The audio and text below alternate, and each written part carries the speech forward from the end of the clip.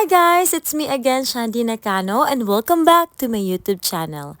For today's vlog, we are going to Chubu International Airport dahil meron tayong susundin.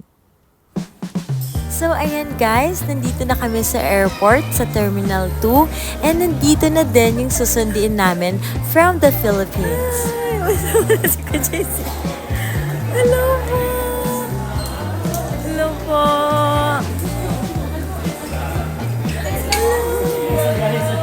Hello po, welcome to Japan. Karama. Hello po. Hello po, Pastor. Welcome to Japan. Yay! Finally! So sila po yung spiritual leaders namin, and we call them Nanay and Tatay. Hello po! Hello po! So bago kami umuwi, magla-lunch muna kami dito sa loob ng airport.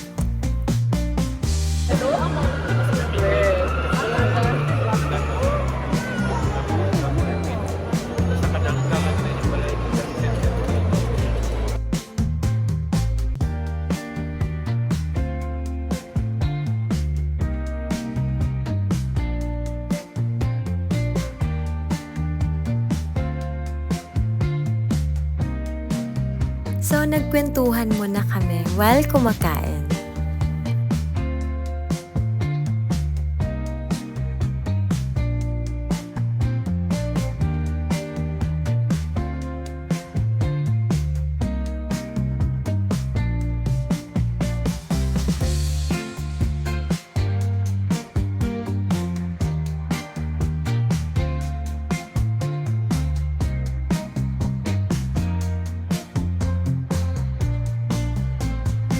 Tapos na kami kumain, and now, pupunta na kami sa parking lot.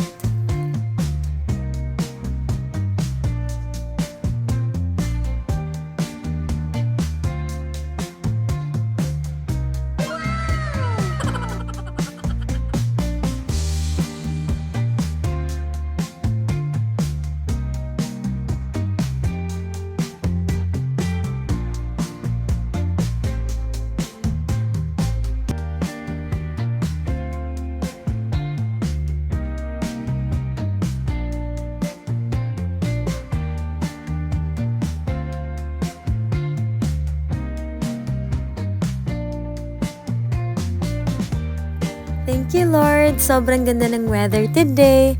Pero sobrang init lang talaga ng Japan.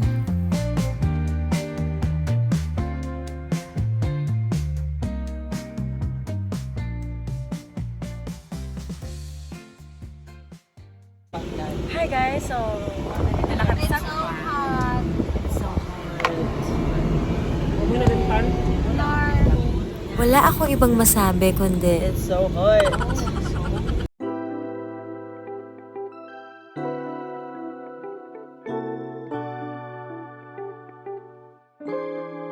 So right now, nandito kami sa Nagoya Sakae because we decided na mag-hotel muna sila dito para makapag-rest naman sila bago sila pumunta sa mismong lugar namin sa Gifu. So, ito yung hotel nila. So, papasok na kami sa hotel. Ang ganda ng entrance nila and ang ganda din ng lobby nila.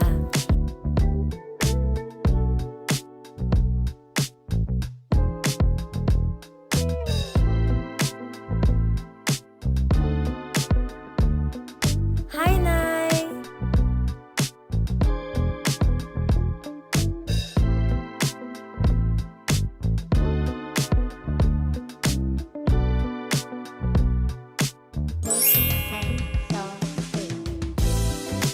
So right now, kumukuha na sila ng shampoo, conditioner, and toothbrush.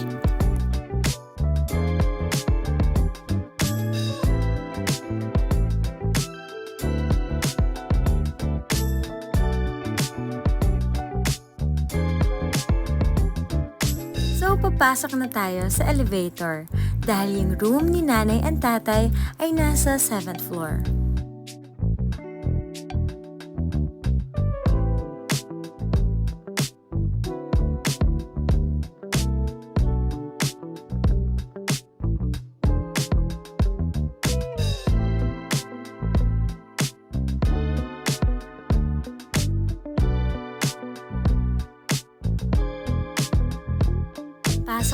tayo sa room nila.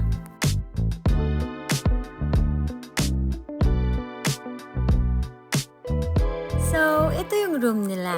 Maliit lang, pero maganda.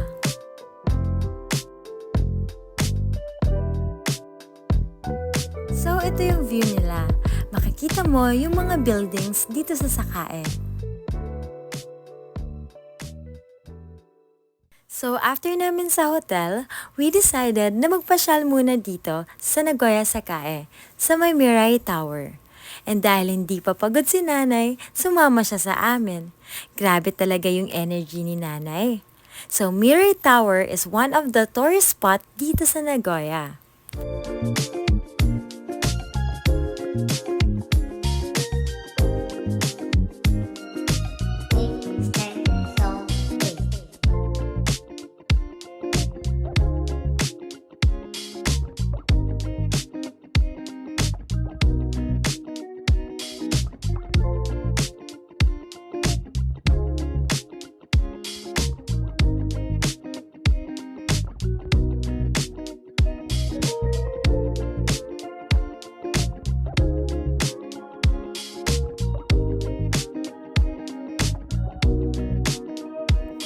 Now, papasok kami sa subway. And dito, marami kang makikitang restaurants and shopping stores.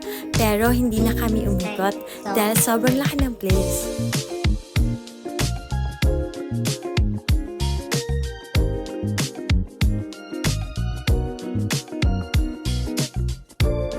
So right now, nasa Oasis 21 tayo. So mamaya, ipapakita ko sa inyo kung ano yung itsura ng Oasis.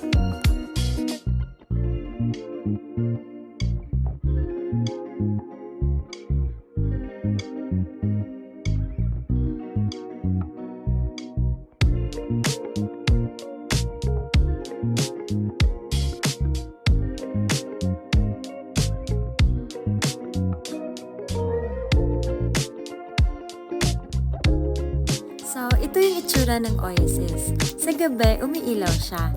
At sa taas niyan, merong water. Pero hindi na kami pumunta dahil napagod na kami sa kakaakyat.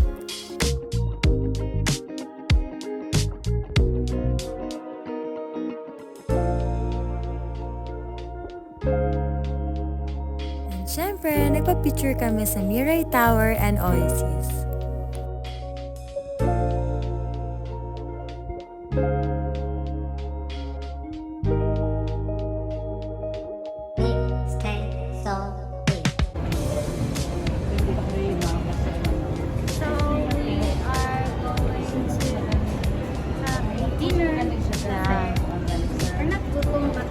We need to eat.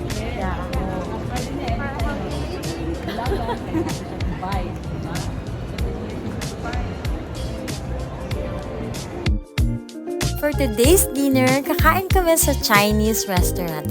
Yes, it's a Chinese restaurant. Pero dapat kasi Japanese restaurant.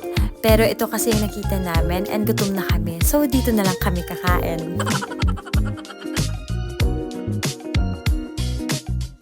Itadakimasu! Let's eat!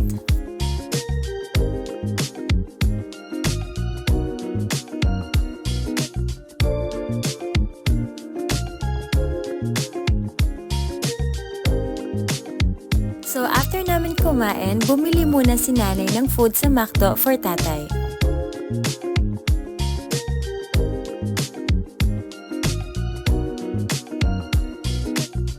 So now, pabalik na kami sa hotel para ihatid si nanay.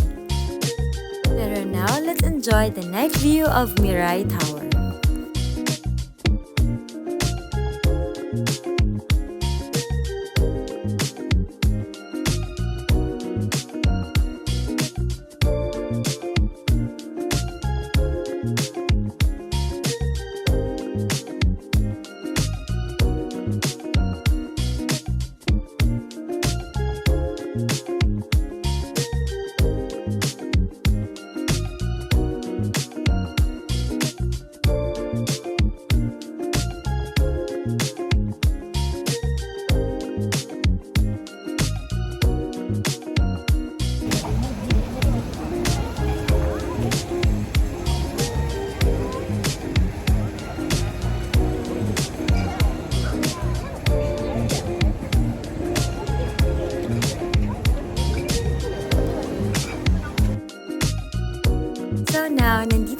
sa labas ng hotel ni Nanay.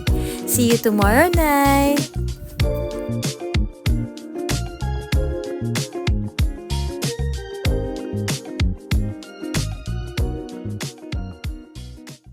Good morning, everyone! Today is July 6. It's Saturday in the morning, and we're back again. So ayan, sinundo na namin sila nanay and tatay. Pero hindi na ako lumabas dahil sobrang init today.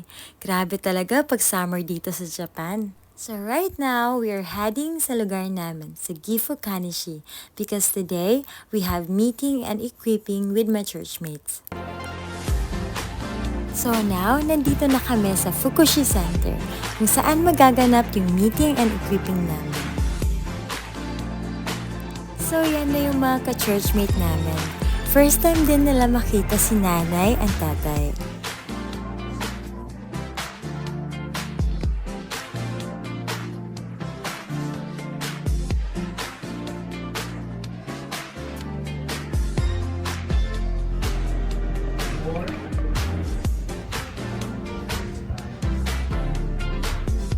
So, after namin mag-equipping, dumiretso na kami sa bahay. So, ayan, nagkita na si mommy and si nanay.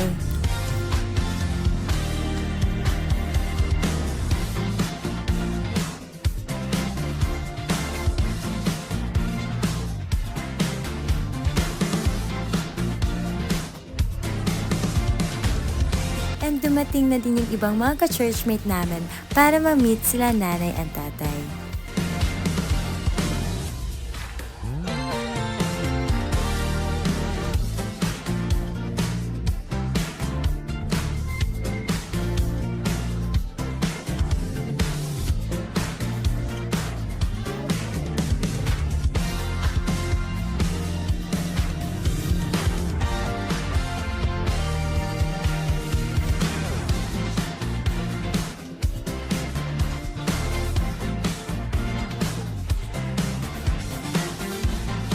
So, nandito naman yung mga boys sa labas, nagkwekentuhan with tatay.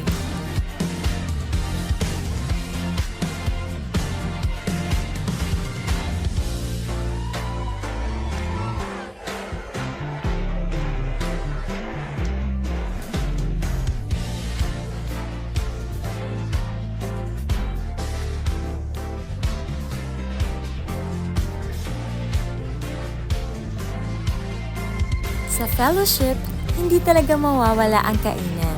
So, it's eating time! Thank you, Lord!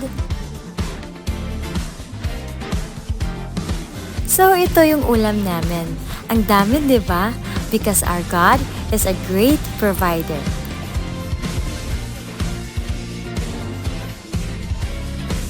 I'm so blessed because I have brothers and sisters in Christ.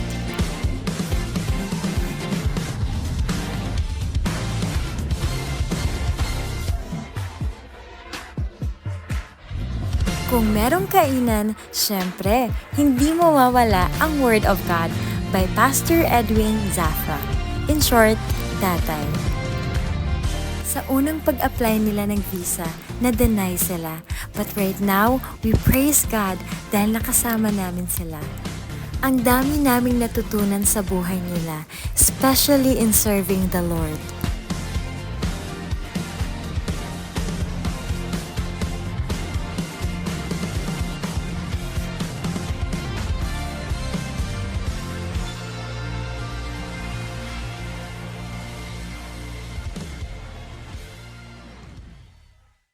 So now, uuwi na sila nanay and tatay.